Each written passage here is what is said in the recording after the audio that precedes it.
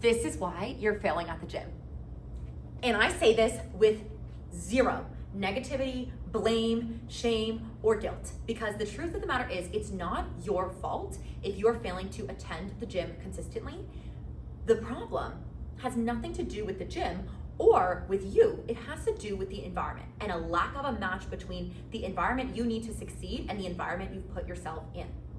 Now, think about any kind of action, like why do we as humans, what is the psychology behind why we take action on things? Two reasons: gratification and social benefit, right? Gratification and social benefit. So if you look at the gym, going somewhere where it doesn't look fun in there, all these like gray machines, it's not always like the most exciting, fun environment, right?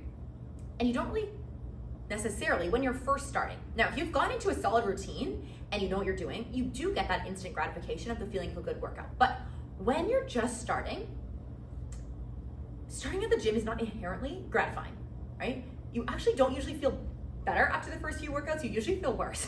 You feel very sore and you're in it alone. So there's no sense of instant gratification.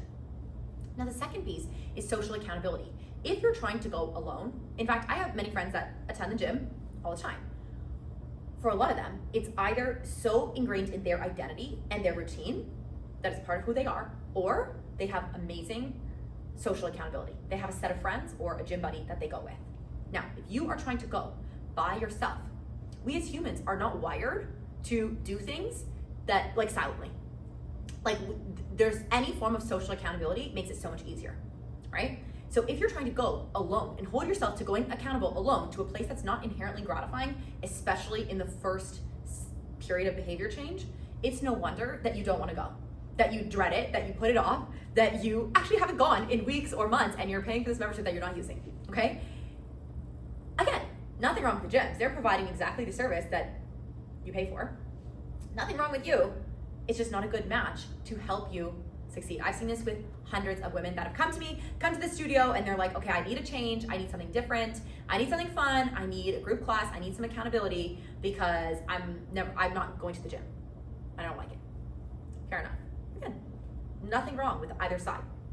Now, to really reinforce this concept of gratification and social accountability, take for example, like going out to a bar with your friends and drinking a lot.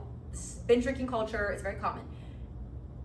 Now, in that, there is, when you're drinking, instant gratification. You feel the impact of the alcohol within minutes, right? So you feel different. And a lot of people like that feeling. The second piece is social accountability. For the most part, unless, obviously, there's exceptions to this rule, but for the most part, a lot of people will drink socially, right? So as your friends are going, they're encouraging you to drink more. You're doing it because your friends are there, right? Instant gratification, social accountability. Now, to take these same principles and apply it to fitness, what if you could find a way to make it instantly gratifying and have social accountability?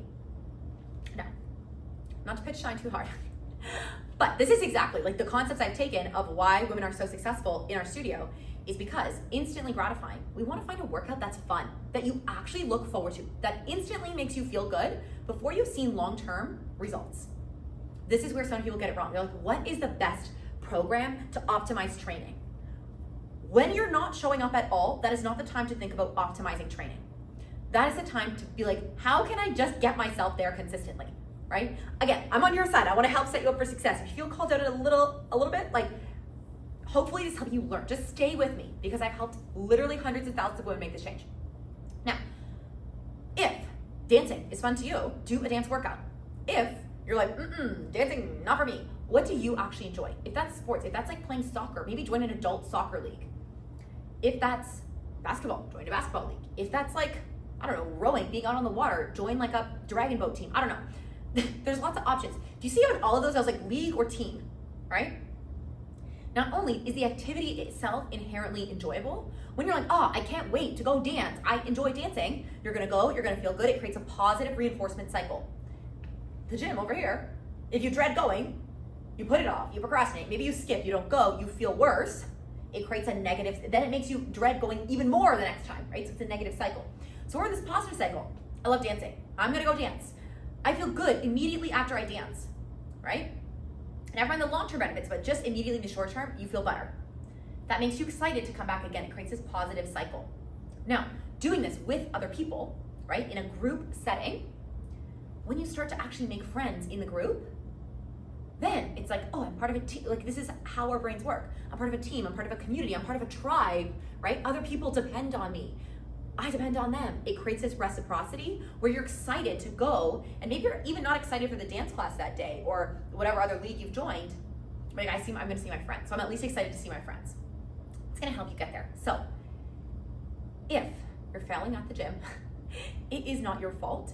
It is just simply a disconnect between the environment you're putting yourself in and what motivates you as a human. And for most of us as humans, instant gratification and social accountability are two of the biggest drivers of behavior change, right? Now, where does that leave me? The power of community. That's really what I wanted to get to today. Is I assume, based on the fact that you're watching this, that you are either trying to make a change in your fitness routine or you have just started one. Maybe you've already made one and you're just curious because you love my videos. I don't know. But if you're in the process of making a change, one of the fastest ways you can do this, A, find something you like, B, find a community, find a team, find a league, find a group where you can go and make new friends. Because if the people that you're surrounding yourself with have already been successful in showing up to exercise consistently, you're gonna be so much more likely to do it. Does that make sense?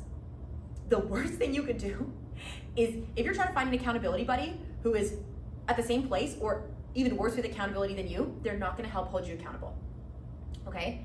It is very rare. You wanna find people who are just a little bit ahead. And if you feel a little bit of imposter syndrome, like who am I? Like, why would they want to why would I wanna work out with them? Like they're further ahead. A lot of people, it's in our nature to want to give back. So if somebody helped them along on their journey, they're so excited to help you because this is just a natural exchange.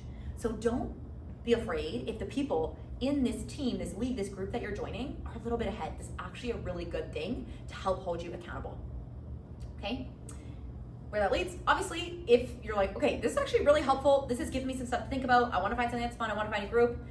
Zero pressure, obviously, but this is what we do, is fun workouts in a group setting. So if you're new here, Shine Fit, we're a community based in Toronto, Canada. We have an in-person studio here, and then we have an amazing online community of all sorts of typically high-achieving women, recovering perfectionists, people pleasers, overachievers who have struggled a lot with diet culture and fitness and body image in the past and transform their relationship to love working out and love their bodies. So if that sounds like something, that sounds like you, definitely head over, get a free intro session. We'd love to chat and see if our community is the best place for you and help you be around people who love exercising and have all the confidence in the world and have extra to share and give back to you.